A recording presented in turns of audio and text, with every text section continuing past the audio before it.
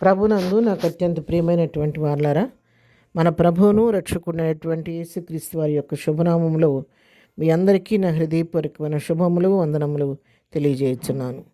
ఉదయకాల సమయంలో దేవుని వాక్యాన్ని ధ్యానం చేసుకుందాము. ఈరోజు వాక్య ధ్యానము కొరకు మనం తీసుకున్నటువంటి లేఖన భాగము కీర్తనల గ్రంథము 145వ కీర్తన 15వ వచనం చదువుకుందాము. సర్వజీవుల కన్నులు నీ వైపు చూచుచున్నవి, తగిన కాలమందు నీవు వారికి ఆహారం ఇచ్చుదువు. దేవుని నామమునకు మహిమ కలుగును గాక. ఇక్కడ కీర్తనాకారుడు మంచి శ్రేష్టమైనటువంటి మాటను ఇక్కడ చెప్తూ ఉన్నాడు. సర్వజీవుల కన్నులు, మనుషులు కావచ్చు, పశువులు కావచ్చు, పక్షులు కావచ్చు, ఈ లోకంలో ఉన్నటువంటి ప్రతి జీవి యొక్క కన్నులు ఎవరి వైపు చూస్తున్నాయి అంటే దేవుని వైపు చూస్తున్నాయి అంట.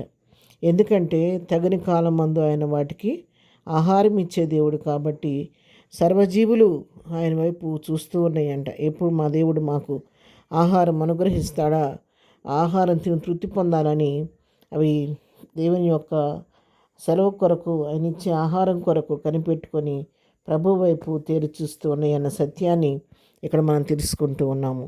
తగిన కాలం మందు ఆయన వాటికి వాటి సమయాల్లో ఆహారాన్ని దయచేసే దేవుడు. మరి అంతేకాదు, నీవు నీ గుప్పిలిని విప్పి ప్రతి జీవి కోరికను తృప్తిపరచుచున్నావు. ఆయన తన గుప్పిలి విప్పి ప్రతి జీవి కోరికను తృప్తిపరుస్తూ ఉన్నాడంట. మరి మనుషులే కావచ్చు, మరి జంతువులు కావచ్చు, పక్షులు కావచ్చు, ప్రతి జీవి కోరికను ఆయన తృప్తిపరుస్తున్నాడంట. పక్షులకి జంతువులకే మేలు చేసిన దేవుడు మరి తన స్వరూపం అందు తన పోలికలో సృష్టించుకొని తన జీవాన్ని మనలోకి ఊదిన దేవుడు, తన పోలికలో మనం చేసుకున్నటువంటి దేవుడు మనకు మేలు చేయడా, తప్పకుండా మేలు చేస్తాడు. మనము కూడా తగిన కాలమందు ఆయన మన పట్ల మరి ఆహారం ఇచ్చినట్లుగా, మరి మన కోరికలు తృప్తిపరిచినట్లుగా ఆయన గుప్పిలు విప్పే సమయం కొరకు మన కన్నులు కూడా ఆయన వైపు చూస్తూ ఉంటే తగిన సమయంలో ఆయన తప్పకుండా మనకు ఆహారం ఇచ్చి మనం తృప్తిపరిచే దేవుడై ఉన్నాడు. మరి కీర్తన గ్రంథం 104వ కీర్తన 27వ వచనం కూడా మనం చదువుకుంటే, తగిన కాలమున నీవు వాటికి ఆహారం ఇచ్చేదవని ఇవన్నీ నీ దయ కొరకు కనిపెట్టుచున్నవి. చూసారా, తగిన కాలం మందు వాటికి నువ్వు ఆహారం ఇస్తావని ఇవన్నీ కూడా నీ దయ కొరకు కనిపెడుతున్నాయి అంట. దేవుని యొక్క దయ కొరకు, ఆయన చూపించేటువంటి కనికరం కొరకు, ఆయన కార్యం కొరకు ఆశతో ఎదురు చూస్తూ ఆయన సమయం కొరకు కనిపెడుతూ ఉన్నాయంట. అదేవిధంగా కీర్తన గ్రంథంలోని 147వ కీర్తనలో మనం చూసినట్లయితే, మరి 147వ కీర్తన 9వ వచనం చదువుతున్నాను. పశువులకును అరచుచున్న పిల్ల కాకులకును ఆయన ఆహారం ఇచ్చువాడు. అరచుచున్న పిల్ల కాకులకు కూడా ఆహారం ఇచ్చే ఆయన సెలవులేనిదే ఏ జీవి కూడా తన కోరికను తృప్తిపరచుకోలేదు. అందుకే జ్ఞాని అనేటువంటి సొలొమోను ప్రసంగ గ్రంథంలో చెప్తాడు, ఆయన సెలవు లేక ఒక పూట భోజనం చేయుట ఎవరికి సాధ్యము అని చెప్పి దేవుని వాక్యం సెలవిస్తుంది. అందుకే మత్తయి సువార్తలో అంటాడు కదా, మీరు రేపటిని గురించి చింతించవద్దు, ఆకాశ పక్షులను చూడండి, అవి విత్తవు, కోయవు, కొట్లలో కూర్చుకొనవు, కానీ వాటి దేవుడు వాటిని పోషిస్తున్నాడు. వాటిని పోషించిన దేవుడు మిమ్మల్ని పోషించడా అని దేవుడు ప్రశ్నించినట్టుగా వాక్యంలో మనం తప్పకుండా ఆయన సంరక్షించే దేవుడు, మన కోరికలు తృప్తిపరిచే దేవుడు, మనం పోషించే దేవుడు.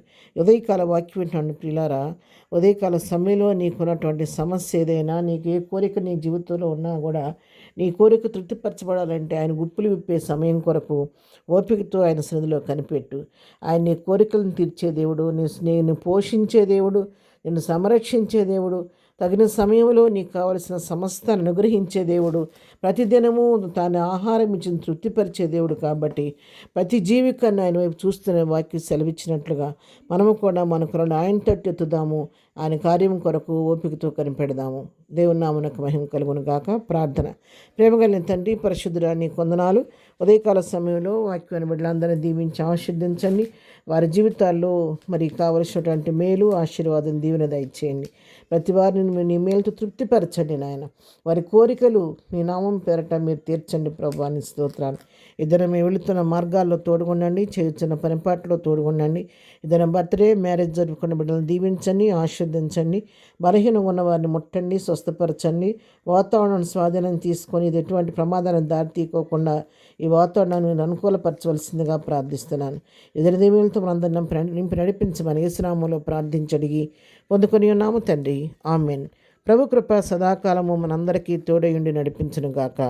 ఆమెన్.